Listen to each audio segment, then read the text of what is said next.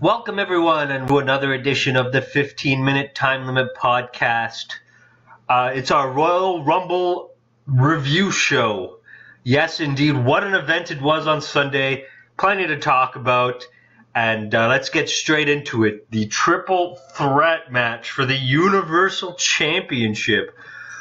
A lot of chaotic moments in this match, but ended as I had expected, with Brock Lesnar taking the win over Kane. I think it was once it was announced that Kane was going to be thrown in this match, this was more Brock versus Braun to me than it was a triple threat match. Kane was just added to the match to take the loss, and he did.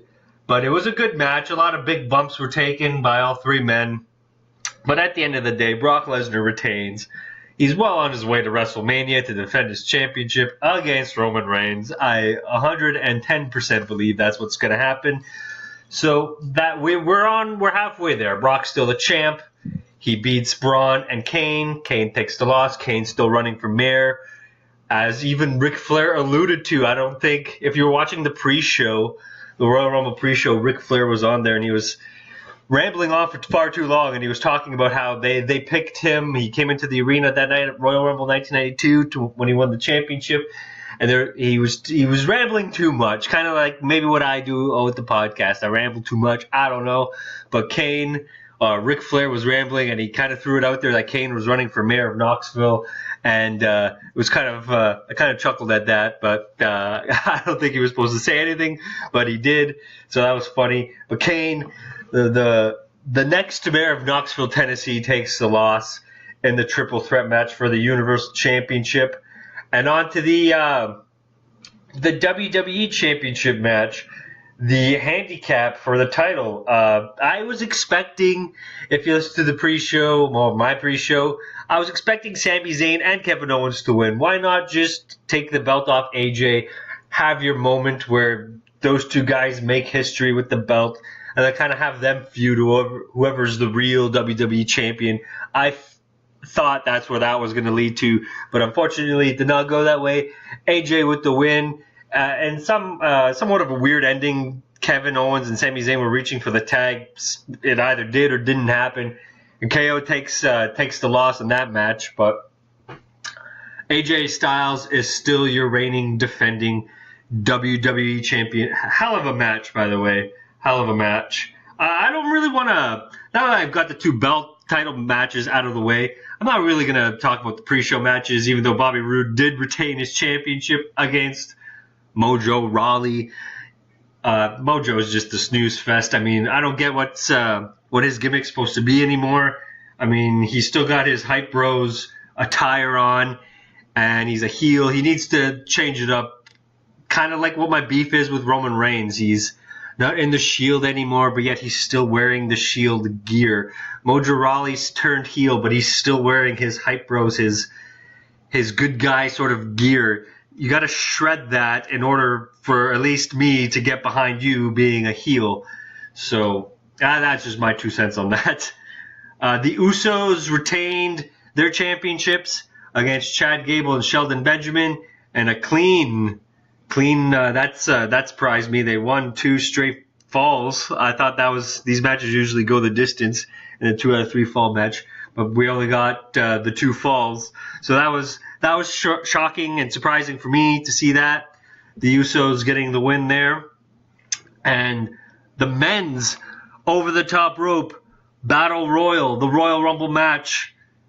Shinsuke Nakamura winning the match. Good for him. Congratulations to Nakamura. My pick was Dolph Ziggler. He did enter 30. He did get me kind of excited, but he kind of blew his opportunity and was eliminated. But Shinsuke versus AJ at WrestleMania, gonna be one hell of a match. I don't know if that'll be before or after Brock versus Roman, but and the history being made, the first ever 30-woman Royal Rumble match. A lot of legends returned for this. Pretty much all the legends, other than Alundra Blaze and Alundra Blaze, everyone in recent memory was in this match. and it was won by Asuka. I think everyone's favorite going into this match, Asuka. Her undefeated streak remains untainted. I guess even if she was eliminated, I'm going to say she's still undefeated. This match kind of doesn't count or go against her record as a singles superstar, but Asuka won, lastly eliminating Nikki Bella, and what I thought was more of an entertaining Rumble match than the men's.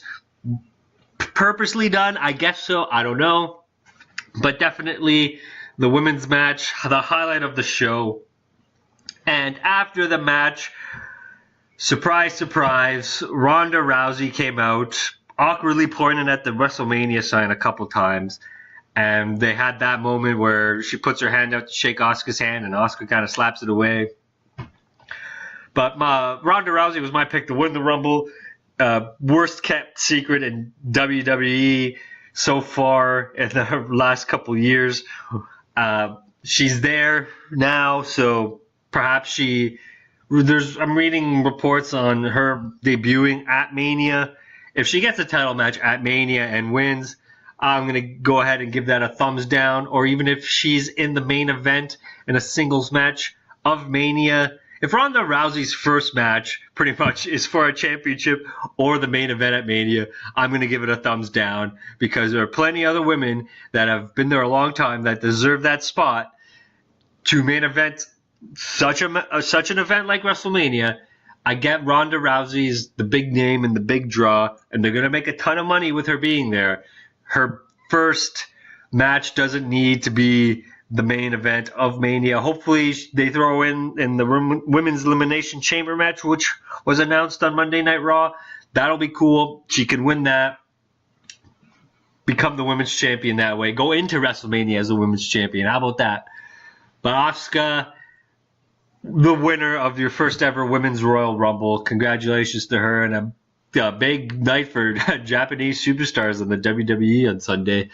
Congratulations to both Shinsuke Nakamura and Asuka for winning their respective Royal Rumble matches. And all out on Monday Night Raw from the Royal Rumble. I think one of my big highlights on Raw is the graphics they got going on. It's really cool. I mean, it's refreshing to see the visuals on Raw change up every now and then. So that I kind of like that sort of aspect of the whole program as well. And the return of Jonathan Coachman. Nice to hear his voice back commentating behind the booth there. One of the best. Him and Michael Cole. They will be considered legends, such in the same light as Jerry Lawler and JR. I'm pretty sure. Everyone gives Michael Cole the gears now, but we'll all miss him when he's gone. Mark my words, WWE Universe. But I think Corey Graves is the best commentator right now in WWE. So that's my 2 cents on the commentating team. Welcome back, Jonathan Coachman. And also on Raw, the fallout from the Rumble. Kane suffers his injury at the hands of Braun Strowman when he flipped over the entire announce table and crushed him on Raw, writing him off for the next little bit so he can focus on his efforts in running for mayor of Knoxville, Tennessee. So there goes Kane for a little bit. So as I already alluded to, the Women's Elimination Chamber match was announced by Stephanie McMahon on Monday Night Raw. It'll be exciting to see what happens in that match. Hopefully they throw Ronda in there rather than having her first match, as I've already said, take up some prime WrestleMania real estate. Also, The Miz retaining his Intercontinental Championship against Roman Reigns. Thank goodness. That's setting up the Roman Reigns-Brock Lesnar clash at Mania. So The Miz still our Intercontinental Champion. We also had our first Elimination Chamber qualifying matches. John Cena takes on Finn Balor and comes out the victor there. So I don't know what Vince's plan is now for Elimination Chamber. Maybe they'll have a last chance match and he's still in there. Him versus Cena, good match, but don't know why. Balor, that match between those two guys was a qualifying match. Balor needs to be in there. I'm pretty sure he'll squeeze in there somehow, some way. Also qualifying for the Elimination Chamber, Elias Good stuff on Hart. I walk with Elias. He's got a great gimmick, a great look. Future WWE Universal and World Heavyweight Champion. Mark my words, people.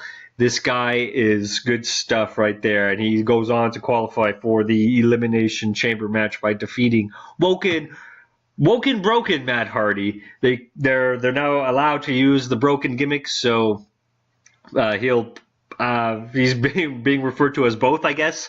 It's confusing, but I'm assuming it'll sort itself out in due time. On to SmackDown, Rick Rusev winning a fatal four-way match to become the #1 contender for Bobby Roode's United States Championship.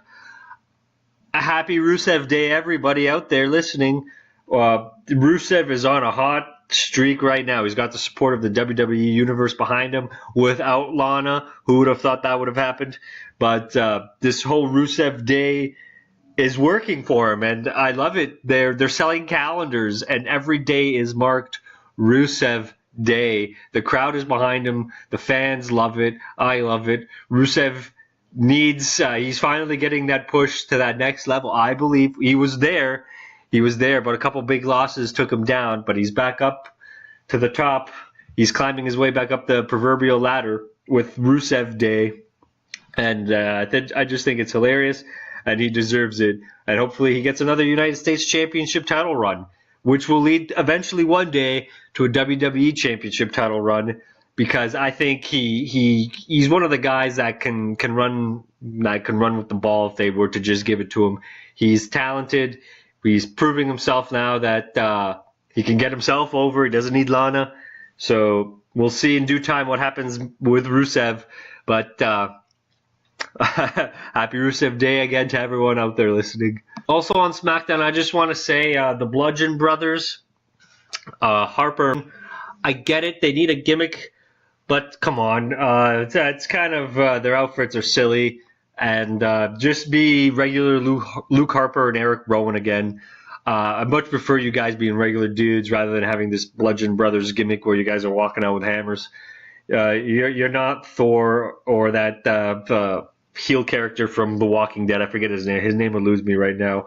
But you guys aren't that. You are Harper and Rowan. Just stick with what works. Also, a takeaway from SmackDown, Carmella almost cashing in Money in the Bank contract against Charlotte after she was attacked by the Riot Squad. Loved it. Laughed when she accidentally drop-kicked the referee to the outside of the ring.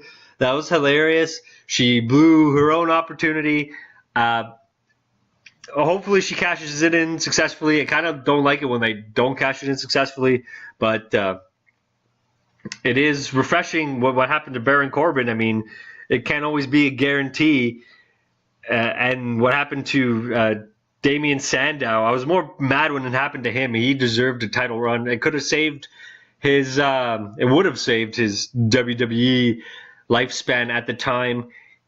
And Baron Corbin's kind of going down a similar downward spiral by not cashing it in successfully. But Carmella, hopefully she cashes in successfully. She's the first woman to have that honor of winning Money in the Bank. So hopefully she gets the belt sooner rather than later.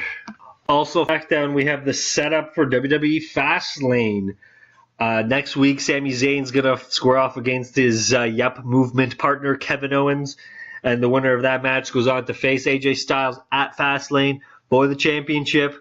I'm not really sure who's going to win this match yet, but hopefully we haven't seen the end of the Yup Movement just yet, because those guys are pretty good together. I'm running out of time. Thank you guys for listening. I'll come at you again with another podcast probably on the weekend. We'll review some more topics on my mind. I've been catching up with NWA, 10 Pounds of Gold. I'll talk about that, and we'll see what else I start rambling about when I hit the record button. So like, follow, and share.